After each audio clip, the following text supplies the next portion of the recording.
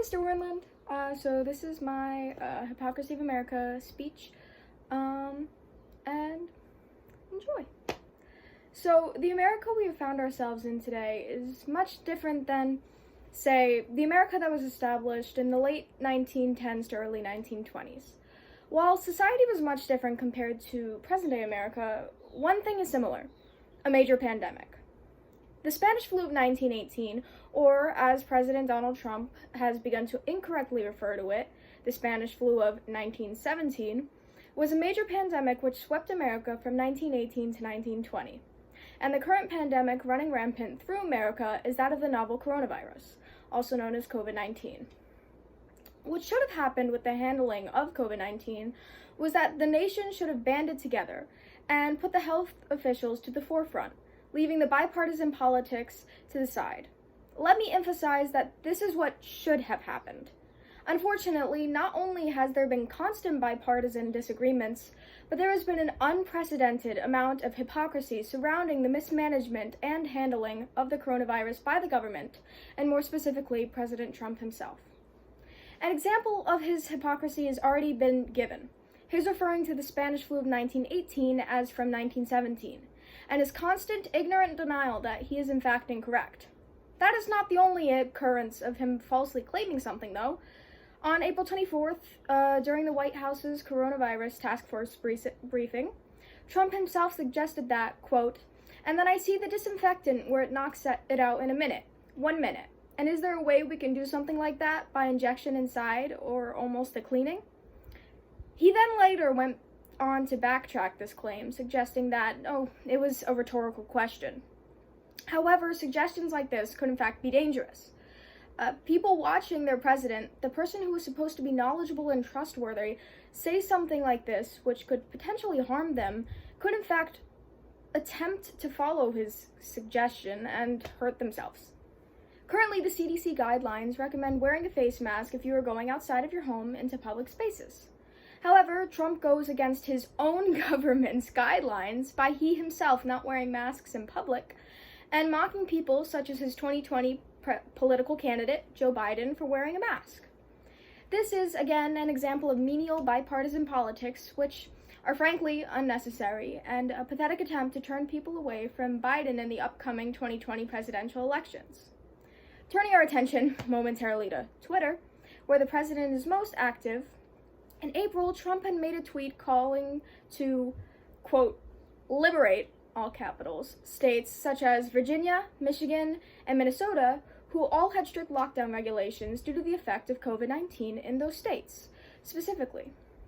Once again, this is an example of Trump supporting those who go against his own government guidelines put into place to protect its citizens, and attempting to make it a political matter by going against, specifically, Democratic governors.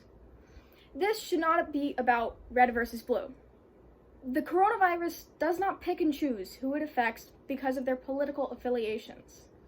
This should not be political, and this should not be a bipartisan disagreement. This is millions of people's lives, and yet those in power, especially Trump, are making it a political scheme to sway the 2020 elections.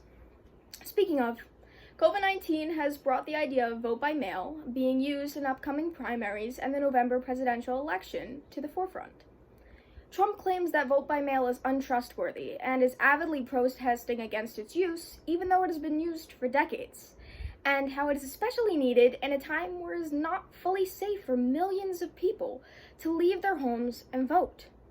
Once again, Trump is also majorly incorrect in his statement that vote by mail is untrustworthy and that voter fraud will run rampant.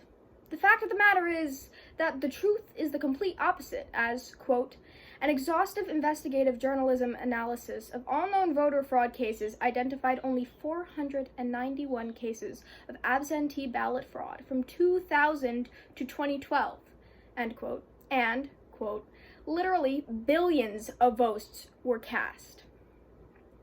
491 out of billions of votes is essentially meaningless, and he is essentially just plain wrong once again. Now, it is known that America is being hit the worst out of all nations in the world who have been affected by COVID-19. But this is not a matter of not enough money being put towards our healthcare system.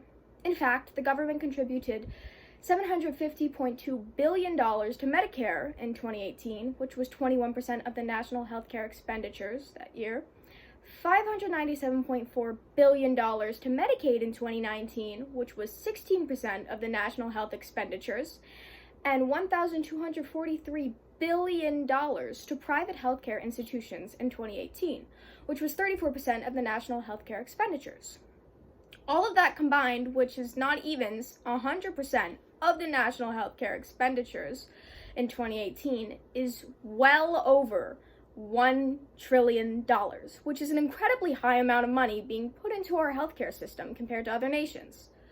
Therefore, it really isn't about our government and having not enough money to provide for its citizens, because there is in fact money allocated to our healthcare services, but rather the government not properly handling the virus and not using the tools they have at their fingertips to help its citizens.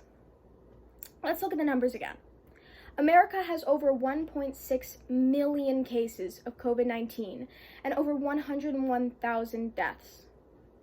Yet Trump once again tries to undermine the dangers of the virus, as he said, quote, "And don't forget, we have more cases than anybody in the world. But why? Because we do more testing," end quote. And that, quote, "When you test, you have a case. When you test, you find something is wrong with people. If we didn't do any testing, we would have very few cases."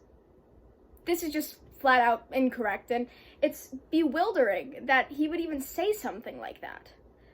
Testing lets us know how many cases we have. If we didn't do any testing, we would still have cases, but we just wouldn't know about them. While we have done over 10 million tests, which is in fact a good thing, that does not mean we should not keep testing at that rate or higher.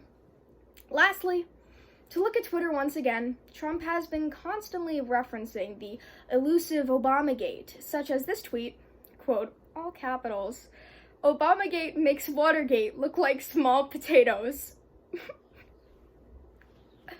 Obamagate is apparently something very big and very bad that happened during the Obama administration, and one of the reasons he is slamming Biden, as Biden was Obama's vice president. However, Trump, even though being asked multiple times, has never, not even once, elaborated on what this Obamagate even is.